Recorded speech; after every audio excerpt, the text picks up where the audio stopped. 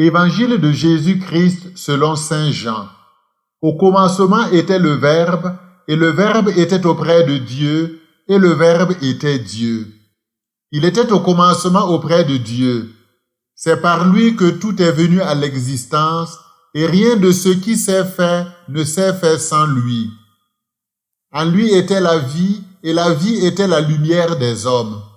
La lumière brille dans les ténèbres, et les ténèbres ne l'ont pas arrêté. Le Verbe était la vraie lumière qui éclaire tout homme en venant dans le monde. Il était dans le monde, et le monde était venu par lui à l'existence, mais le monde ne l'a pas reconnu. Il est venu chez lui, et les siens ne l'ont pas reçu. Mais à tous ceux qui l'ont reçu, il a donné le pouvoir de devenir enfants de Dieu, eux qui croient en son nom.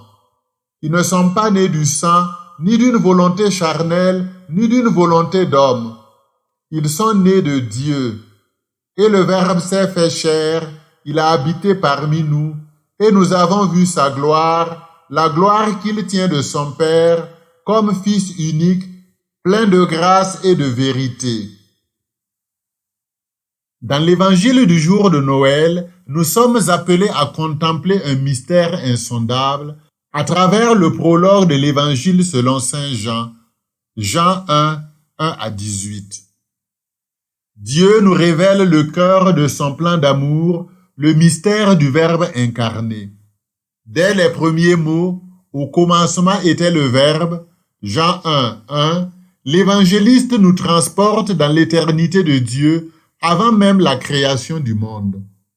Ce prologue, semblable à un hymne, nous rappelle que tout commence par le Logos, la parole.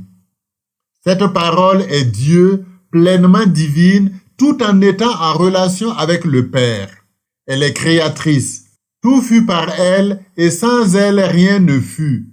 Verset 3. Ici, Jean fait écho au récit de la Genèse. Cette parole est source de vie et de lumière, capable d'illuminer les ténèbres de l'existence humaine. Le jour de la fête de Noël, nous devons donc nous poser les questions suivantes. Cette lumière brille-t-elle pleinement dans nos vies? Nous laissons-nous éclairer par elle ou restons-nous enfermés dans nos obscurités? La lumière qui illumine les ténèbres. Versets 1 à 5. La lumière brille dans les ténèbres et les ténèbres ne l'ont pas arrêtée. Quelle promesse consolante!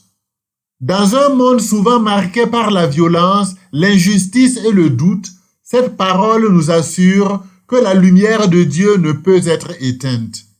Elle demeure victorieuse et constante. Mais cette lumière n'est pas imposée, elle se propose. Elle éclaire doucement nos cœurs pour les transformer. Laissons cette lumière pénétrer nos vies, qu'elle dissipe les ténèbres de nos peurs, de nos conflits intérieurs et de nos incompréhensions. Car, comme le dit l'évangéliste, en elle était la vie, et la vie était la lumière des hommes. Verset 4. Le témoignage de Jean-Baptiste, versets 6 à 8. L'évangile introduit ensuite Jean-Baptiste, un homme envoyé par Dieu pour préparer les cœurs à accueillir cette lumière. Jean n'est pas la lumière, mais il est son témoin, celui qui la montre du doigt. Sa mission est de diriger les regards vers le Christ. Aujourd'hui, à notre tour, nous sommes appelés à être témoins de la lumière. Dans nos familles, nos lieux de travail, nos communautés, comment révélons-nous le visage du Christ? Nos paroles, nos actions, notre façon d'aimer et de pardonner conduisent-elles les autres vers Dieu? Le rejet et l'accueil du Verbe. Versets 9 à 13. Le drame de ce texte réside dans ces mots. Il est venu chez lui et les siens ne l'ont pas reçu. Verset 11. Ce rejet n'est pas seulement celui d'Israël ou des contemporains de Jésus. Il est aussi le reflet de nos propres résistances. Combien de fois fermons-nous la porte à cette parole qui frappe à notre cœur? Cependant, l'Évangile nous ouvre une immense espérance. Mais à tous ceux qui l'ont reçu, Il a donné le pouvoir de devenir enfant de Dieu. Verset 12. Ce passage révèle la grandeur de notre vocation. Accueillir le Verbe, c'est entrer dans une relation filiale avec Dieu, une naissance spirituelle qui ne dépend ni du sang ni de la volonté humaine, mais de Dieu lui-même. Le Verbe s'est fait chair. Verset 14. C'est le sommet du prologue. Et le Verbe s'est fait chair et il a habité parmi nous. Ce verset exprime l'incarnation, le mystère de Noël. Le Dieu Tout-Puissant se fait vulnérable. Il entre dans notre humanité. Il partage nos joies, nos peines, nos limites. Au lieu de se faire faire, F-E-R, au lieu de se faire métal pour résister parmi nous, il s'est fait chair, vulnérable, pour être souvent blessé parmi nous et par nous, mais pour que de ses blessures, nous soyons guéris. Il a habité parmi nous. Le verbe grec utilisé signifie littéralement « dresser sa tente ».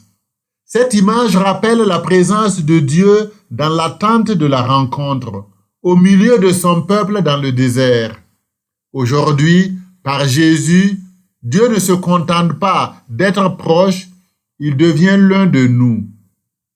Contemplons la gloire de ce Dieu fait homme, une gloire pleine de grâce et de vérité. Et surtout, ouvrons-lui notre demeure intérieure, qu'il y installe sa tente et qu'il habite nos vies. La plénitude de la grâce et de la vérité. Versets 15 à 18. Enfin, l'évangéliste conclut en affirmant que Jésus-Christ est la révélation ultime de Dieu. Personne n'a jamais vu Dieu. Le Fils unique, qui est dans le sein du Père, lui l'a fait connaître. Verset 18. Toute l'histoire du salut converge vers cette révélation. En Jésus, nous avons reçu grâce sur grâce. Verset 16. Ce don surabondant d'amour transforme nos vies.